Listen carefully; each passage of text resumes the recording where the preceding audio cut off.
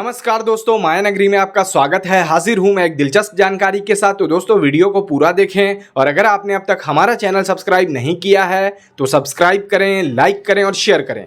आज के वीडियो में मैं जिस दिग्गज अभिनेत्री के बारे में बात करने जा रहा हूं वो है नरगिस दत्त। नरगिस दत्त हिंदी सिनेमा की मशहूर गायिका जद्दन बाई की पुत्री थीं।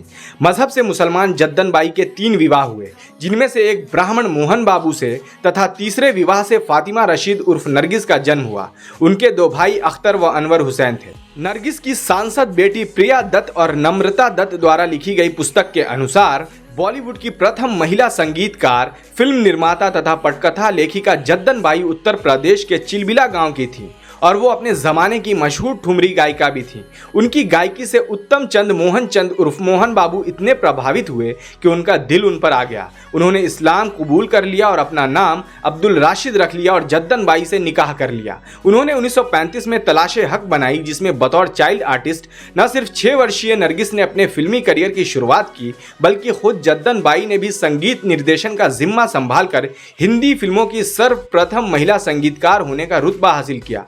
नरगिस दत्त ने 14 साल की उम्र में 1942 में बनी फणी मजूमदार की फिल्म तमन्ना में भी खास किरदार निभाया। महबूब खान ने 1943 में आई फिल्म तकदीर के लिए बतौर नायिका उन्हें चुन लिया। इसके बाद वर्ष 1945 में महबूब खान द्वारा ही निर्मित फिल्म हुमायूं में नरगिस को काम करने का मौका मिला। वर्ष 1949 नरगिस के सिने करियर में अहम पड़ाव साबित हुआ।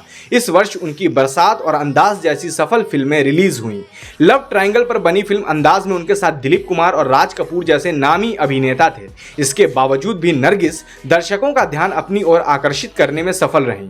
वर्ष 1950 से 1954 तक का वक्त नरगिस के सिने करियर के लिए बुरा साबित हुआ। इस दौरान उनकी फिल्म शीशा, बेवफा, आशियाना, अंबर, अनहोनी, शिकस्त, पापी, धुन और अंगारे जैसी कई फिल्में बॉक्स ऑफिस पर असफल हो गईं।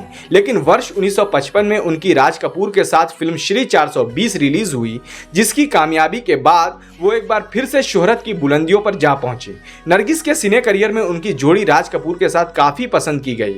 राज कपूर और नरगिस ने सबसे पहले साल 1948 में रिलीज हुई फिल्म आग में एक साथ अभिनय किया था।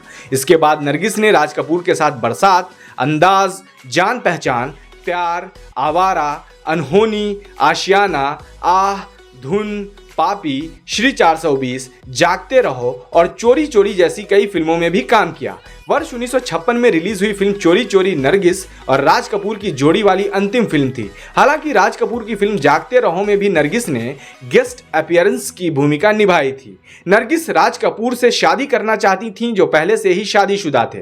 कशमकश के बाद राज कपूर ने अपनी पत्नी को तलाक देने से मना कर दिया। दोनों के रिश्ते ने यहीं दम तोड़ दिया और आगे के सफर में नरगिस अकेली हो गईं। 1957 में आई महबूब खान की फिल्म मदर इंडिया ने नरगिस को अमर कर दिया। उस दौर में मदर इंडिया ने ऑस्कर अवार्ड्स नॉमिनेशन में जगह बनाई और नरगिस को नेशनल अवार्ड से नवाजा गया।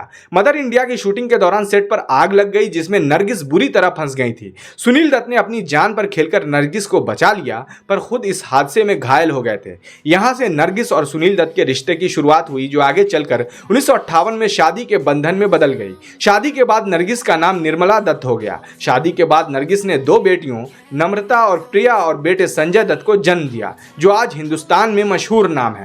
शादी के बाद नरगिस ने फिल्मी दुनिया को अलविदा कह दिया और समाज सेवा से जुड़ गईं। नरगिस ने पति सुनील दत्त के साथ अजंता आर्ट्स कल्चरल ग्रुप की स्थापना की। यह दल सीमाओं पर जाकर जवानों के मनोरंजन के लिए स्टेज शो करता था। इसके अलावा वो स्पास्टिक सोसाइटी से भी जुड़ी रहीं।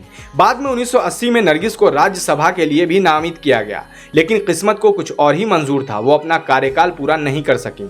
इसी कार्यकाल के दौरान वो गंभीर रूप से बीमार हो गईं और 3 मई 1981 को कैंसर के कारण उनकी मृत्यु हो गई। नरगिस को पद्मश्री सहित कई प्रतिष्ठित पुरस्कार मिले। इनमें फिल्म फेयर पुरस्कार के अलावा फिल्म रात और दिन के लिए सर्वश्रेष्ठ अभिनय का राष्ट्रीय पुरस्कार शामिल है। लेखक किश्वर देसाई ने नरगिस और सुनील दत्त पर किताब darling ji the true love story of Nargis and Sunil Dutt लिखी है। संजय दत्त की पहली फिल्म रॉकी उनकी मौत के बाद ही रिलीज हो पाई थी। संजय दत्त की बायोपिक में मनीषा कोइराला नरगिस के किरदार में नजर आई थी।